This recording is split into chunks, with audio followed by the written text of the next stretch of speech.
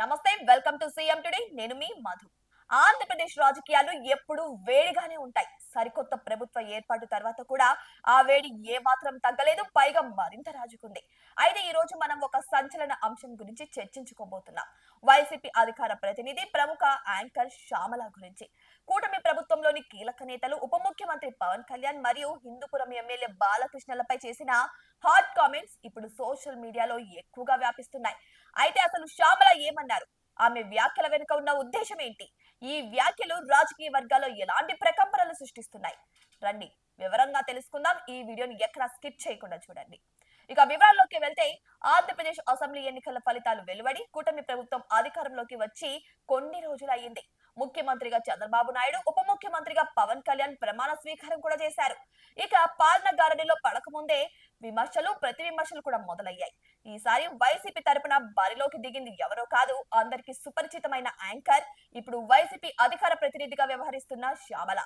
ఆమె అయితే ఇక తమ మాటల తూటాలు సంధించడం మొదలు పెట్టారు. నేరుగా పవన్ కళ్యాణ్ ను, బాలకృష్ణను లక్ష్యంగా చేసుకొని ఆమె మాటల తూటాలు పేల్చడం జరుగుతుంది. అయితే శ్రీ సత్యసాయి జిల్లాలో జరిగిన ఒక కార్యక్రమంలో శ్యామల ప్రదర్శించిన ఒక ప్లెకార్డ్ ఇప్పుడు తీవ్ర చర్చనీయాంశంగా మారింది. ఆ ప్లెకార్డ్ లో ఏముందంటే, డిప్యూటీ సీఎం పవన్ కళ్యాణ్ ఎక్కడైనా కనిపించారా అని. అంతేనా? ఆమె అంతటితో ఆగలేదు. వైసీపీ అధికారంలో ఉన్నప్పుడు పిఠాపురం పీఠాధిపతిగా ఆకాశానికి నిచ్చెనలేసినట్లు మాట్లాడిన ఎమ్మెల్యే పవన్ కళ్యాణ్ ఇప్పుడు కూటమి ప్రభుత్వం అధికారంలోకి రాగానే అజ్ఞాతంలోకి వెళ్లిపోయారని ఘాటుగా విమర్శించారు శ్యామల. ఈ మాటలు వినగానే రాజకీయ వర్గాల్లోనే కాదు, సామాన్య ప్రజల్లోనూ చర్చ మొదలైంది. అసలు పవన్ కళ్యాణ్ ప్రస్తుతం ఎక్కడ ఉన్నారు? ఉప ముఖ్యమంత్రిగా ఆయన బాధ్యతలేంటి? శ్యామల ఈ ప్రశ్న ఎందుకు సంధించారు? ఇవన్నీ ఇప్పుడు హాట్ టాపిక్ గా మారాయి. అయితే యాంకర్ శ్యామల వ్యాఖ్యలను విశ్లేషిస్తే, ఆమె ప్రధానంగా పవన్ కళ్యాణ్ గత వ్యాఖ్యలు, ప్రస్తుతం ఆయన అదృశ్యంపైనే దృష్టి సాధించినట్టు తెలుస్తుంది. వైసీపీ అధికారంలో ఉన్నప్పుడు పవన్ కళ్యాణ్ ప్రతి అంశం పైన తీవ్ర స్థాయిలో విరుచుకుపడేవారు. ప్రభుత్వ విధానాలను, నిర్ణయాలను కడిగి పడేసేవారు. కానీ ఇప్పుడు తానే అధికారంలో భాగమైన తర్వాత ఆయన ప్రజల మధ్య కనిపించట్లేదని శ్యామల ఆరోపిస్తున్నారు.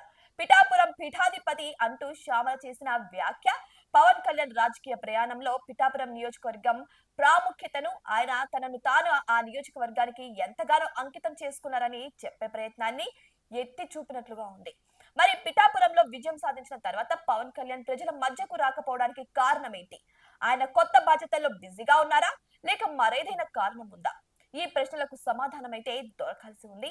అయితే బాలకృష్ణపై శ్యామల బాణాలు కూడా వదిలారు. అవేంటో కూడా తెలుసుకుందాం. హిందూపుర అభివృద్ధిపై ప్రశ్నలు సంధించారు శ్యామల. శ్యామల కేవలం పవన్ కళ్యాణ్ తోనే ఆగలేదు. ఆమె విమర్శల బాణాలు సినీ నటుడు, హిందూపురం ఎమ్మెల్యే నందమూరి బాలకృష్ణ వైపు కూడా తిరిగాయి. ఈసారి ఆమె విమర్శలు ఇంకొంచెం తీవ్రంగా, వ్యక్తిగతంగానూ ఉన్నాయి. రాష్ట్రంలో కూటమి నాయకుల గెలుపు కానే కాదు, అంతా మాయా అని చెప్పుకొచ్చారు. హిందూపూర్ లో ఓ పోలింగ్ లో వైసీపీకి ఒక్క ఓటు వచ్చిందంటే నందమూరి బాలకృష్ణ గెలుపు ఏ విధంగా ఉందో ఇట్టే అర్థమైపోతుంది. అయితే బాలకృష్ణది అసలు గెలుపు కానే కాదు అంటూ శ్యామల కుండ బద్దలు కొట్టారు.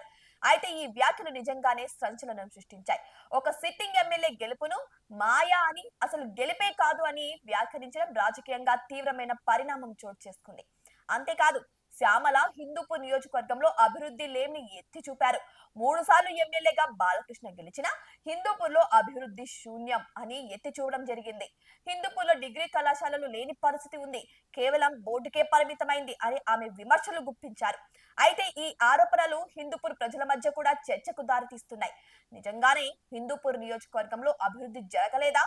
బాలకృష్ణ ఎమ్మెల్యేగా తన బాధ్యతలను నిర్వర్తించడంలో విఫలమయ్యారా? శ్యామల వ్యాఖ్యలకు బలం చేకూర్చే విధంగా ఆమె బాలకృష్ణ సినిమాలపై దృష్టి సారించి నియోజకవర్గాన్ని పట్టించుకోవడం లేదని కూడా ఆరోపించారు. బాలకృష్ణ సినిమా షూటింగ్ లో బిజీ, 6 నెలలకు ఒకసారి హిందూపూర్ వస్తారు అని ఆమె వ్యాఖ్యానించడం ద్వారా బాలకృష్ణ ప్రజలకు అందుబాటులో ఉండరనే వాదనను కూడా తెరపైకి తెచ్చారు శ్యామల. హిందూపూర్ ప్రజలు తమ ఎమ్మెల్యే నుంచి ఎలాంటి అభివృద్ధిని ఆశిస్తున్నారు? వారి ఆకాంక్షలు నెరవేరాయా? ఈ ప్రశ్నలకు సమాధానాలైతే దొరకాలి. ఇంతకీ ఈ సంచలన వ్యాఖ్యలు చేసిన శ్యామల ఎవరు? ఆమె నేపథ్యం ఏంటి? సీరియల్ నటిగా కెరీర్ ప్రారంభించిన శ్యామల ఆ తర్వాత యాంకర్ గా మారి బుల్లి తెరపై తనదైన ముద్ర వేసుకున్నారు. ఎన్నో టీవీ షోలకు హోస్ట్ గా పనిచేశారు. పలు సినిమా ఈవెంట్ లోనూ యాంకరింగ్ చేసి తన వాక్ చాతుర్యంతో ప్రేక్షకులను ఆకట్టుకున్నారు. అయితే బిగ్ బాస్ హౌస్ లో కూడా అడుగుపెట్టి తన పరిచయాన్ని మరింత విస్తరించుకున్నారు. పలు సినిమాల్లో నటించి వెండి తెరపైన కూడా మెరిశారు. అయితే కొంతకాలంగా ఆమె రాజకీయాల్లో చురుకుగా పాల్గొంటున్నారు. ఇక 2024 అసెంబ్లీ ఎన్నికల ముందు నుంచి శ్యామల వైసీపీ పార్టీ కోసం తీవ్రంగా శ్రమించారు. పార్టీ కార్యక్రమాల్లో చురుకుగా కూడా పాల్గొన్నారు. ప్రస్తుతం ఆమె రాష్ట్ర అధికార ప్రతినిధిగా ఉన్నారు. ఈ పదవిలో ఉంటూ ఎప్పటికప్పుడు ప్రభుత్వాన్ని మునుపటి ప్రభుత్వాన్ని విమర్శిస్తూ వైసీపీ పార్టీ కోసం తన గళాన్నైతే వినిపిస్తున్నారు. ఇప్పుడు కూటమి ప్రభుత్వంపై విమర్శలు గుప్పిస్తూ అధికార ప్రతిపక్షాల మధ్య మాటల యుద్ధానికి కేంద్ర బిందువుగా మారారు. ఇక శ్యామల మాటల్లో పదునును, గలంలో స్పష్టత ఆమెకు రాజకీయంగా ఒక గుర్తింపునే తీసుకొచ్చింది.